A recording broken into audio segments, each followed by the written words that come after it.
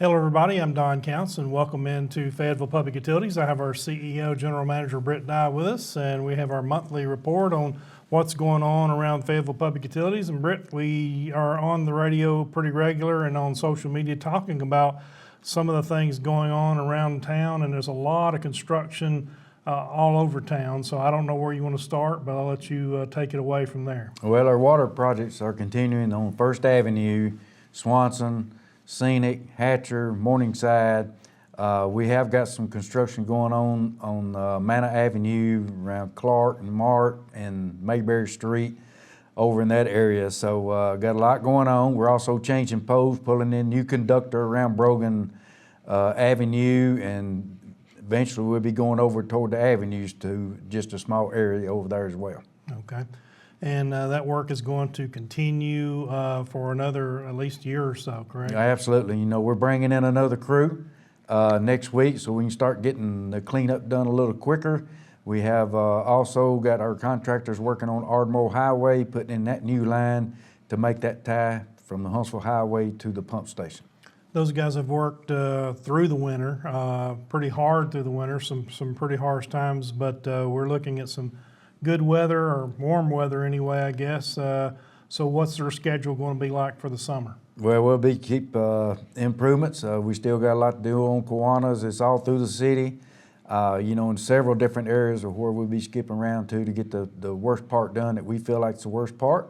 And we'll just continue on with more rehab. All right. Let's talk now about Petersburg Water System merger.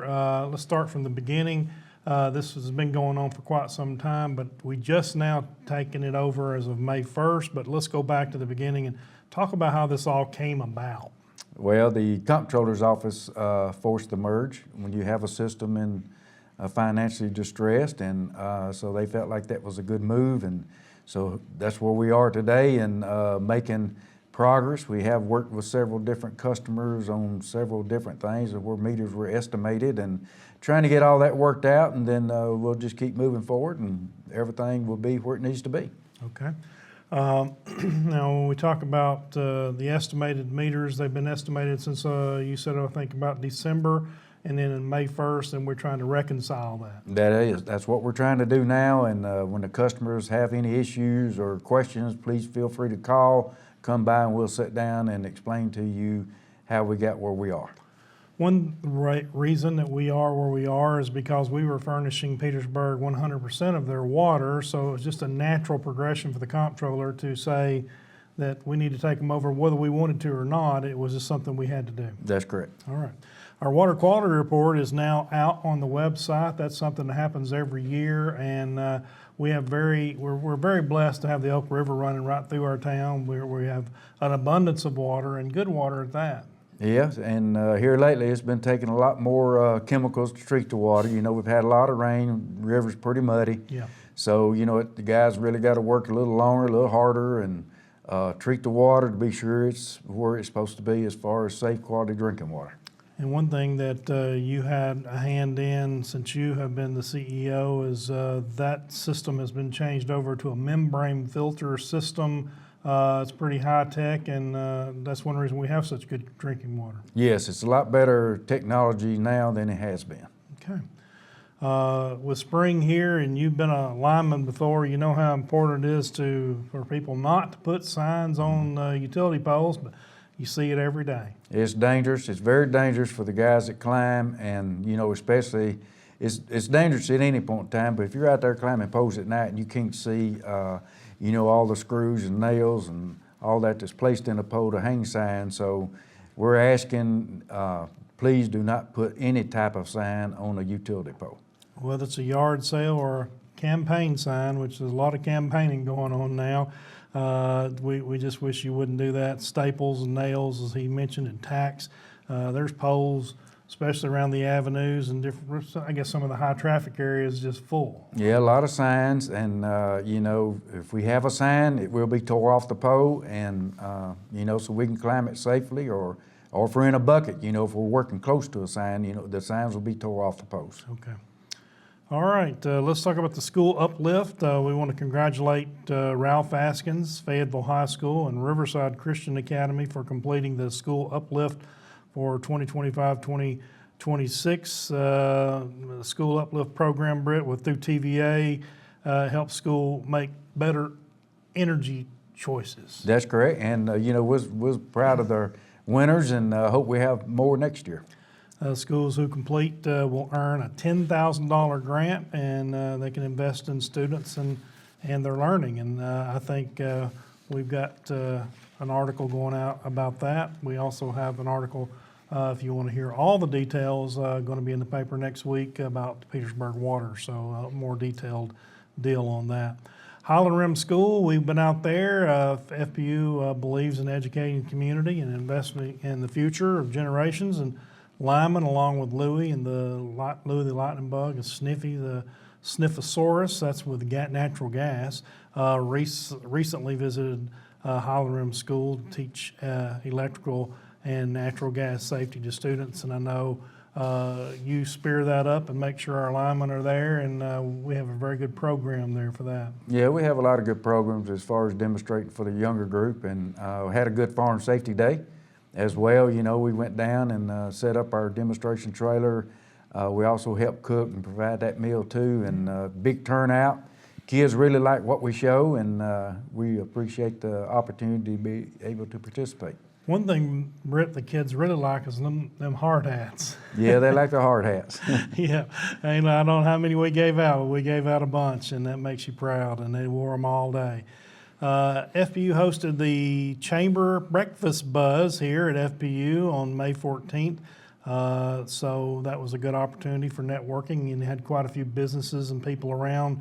You introduced everybody here and did a little introduction, and I think it was a good program for the Chamber. It's a good program. Chamber participates. They have a Chamber Buzz quite often, and if you haven't participated, I would encourage you to participate.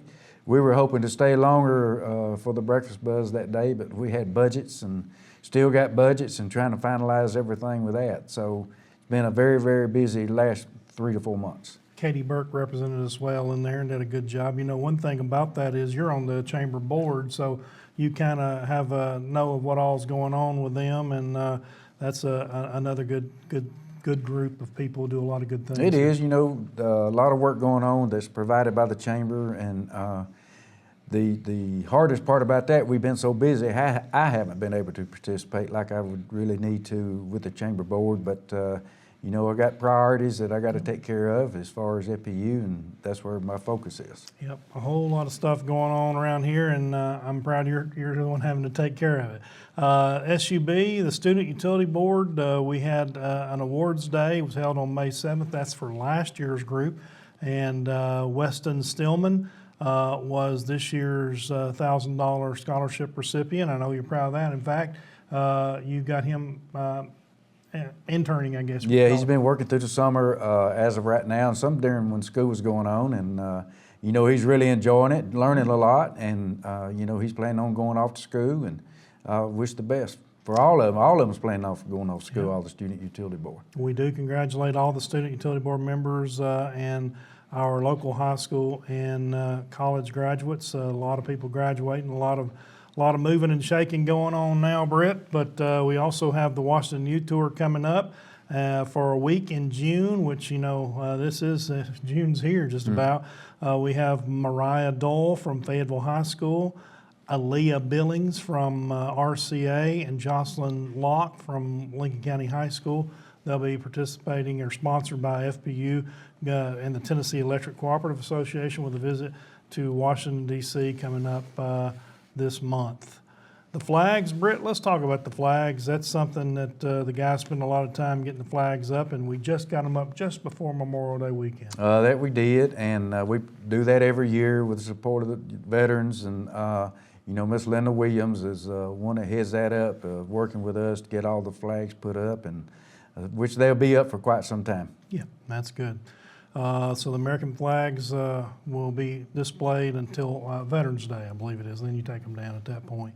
Juneteenth is coming up. That's also on June 19th, but we're off that day. So, but if you have an outage or anything, feel free to give us a call. We have dispatchers here. We have a very high-tech SCADA area Why don't you tell everybody a little bit about that area and let them know that's where somebody's at 24 hours a day here? Well, what we do is we have where our new meter technology with the advanced meters calls, gives us an alert, if there's a power outage or a blink or anything like that. Sometimes we know it before the customers know it. The same thing on excessive water leaks, if we have some of that as well, and that report comes in every day. So, we try to notify our customers to make you be aware in case you're not at home, or if you are at home, you might have something going on that you're not aware of. But it calls in, it gives us a lot of information, and a lot of our equipment out on the power lines now are on SCADA systems, so we can just about get you where we need to unless it's something that's really, really big. Yeah, it's a really good looking room, and I'm proud to know somebody's there 24 hours a day. It makes you feel better, and maybe we need to get a picture of that and show people. I don't think people understand how nice it is and how much they have to watch, because when we're talking about what you're talking about they're monitoring all the systems. Monitoring all the systems. We have all of our water tanks, the different computers set up for the natural gas side. Everything on the electric, all the vehicles are being monitored and where they are, so we know who to dispatch to get them to a situation quicker. So it's a lot of information. Another thing a lot of people don't know, and we're going to wrap up, but when there's an emergency call anywhere in the county, whether it be a car wreck or a house fire, we're the first to go. Well, there's a lot of times we're the first. Sometimes we're not the first, but most of the time we are the first. Yeah. Well, yes. We have to be paged, and you might tell the folks why we are having to go so quickly. Well, you don't ever know. It could be a car wreck somewhere where if you got power lines down, or if it's a gas leak, of how you have to address that differently depending on what the situation is. But, we're there a lot. We supply all the utilities in most areas of the county, and we're glad to respond and be part of that response team. Yeah, the bottom line is we're protecting the other first responders as well, and the bystanders, which we talk about that, and that's some of the things we teach in some of our safety training, and we teach with the safety trailer, and we also teach with Louis the Lightning Bug. That's correct. All right. We do. Anything else, Britt, that we No, I know skipped we over? got a lot going on. Just remember the move over law. That's right. Be responsible for when you're going through a construction work zone of what's going on out there, because the folks aren't paying attention to the people that's driving. We're working and got to keep our eye on what's going on. So please pay attention. Please move over. It is the law, and just slow down for sure. Thank you very much, Britt. Thank you. Appreciate you watching, and we will see you back in here next month for another edition of the CEO Update from Fayetteville Public Utilities.